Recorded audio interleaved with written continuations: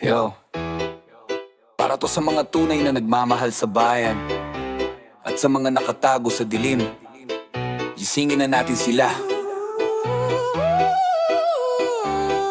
Yeah. Habang kami naglalakad, bitbit ang pawis sa noo. Sila'y nasakot sa may escort, may logo. Ginawang negosyo ang serbisyo publiko. Pera ng masa na pupunta sa bulsa ng loko. Lahat ng proyekto may kabig sa dulo. Para sa bayan daw pero puro kuto. Ang tawag sa ganyan, korupsyon bro. Kaya ang kabataan ngayon nagagalit na Gising bayan, huwag kang manahimik. Tayo ang pag-asa, huwag hayaang manikit ang mga kamay ng kasakiman. Itapon na ang kabulagan.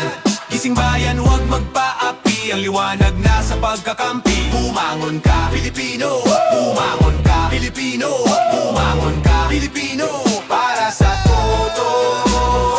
Sa bawat boto may kalaban na lihim. May pangakong matamis pero asukal lang sa bibig. Bakit ba ganon? Laging sila ang panalo pero tayo pa rin ang laging talo. Mga bata nagugutom, di raw kayang tulungan. Pero ang opisina bagong pinturahan. May pondo sa party, wala sa paaralan. Yan ba ang hustisya o kahibangan? Sino bang tunay na naglilingkod? Sino bang puro script lang ang sinunod? Pag may kamera, todo kaway pero off-cam sila'y sabay-sabay nagbibilang ang perang di kanila. Habang ang mahirap umaasa sa milagro pa.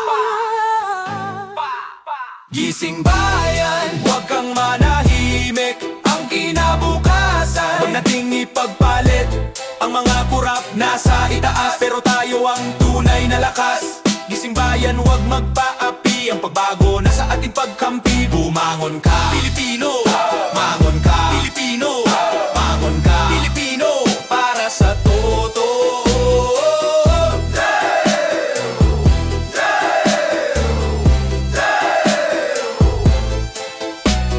Gisingin mo ang isip, huwag hayaang patayin ng takot. Dahil sa dulo ng dilim, may liwanag na totoo. Gising ba?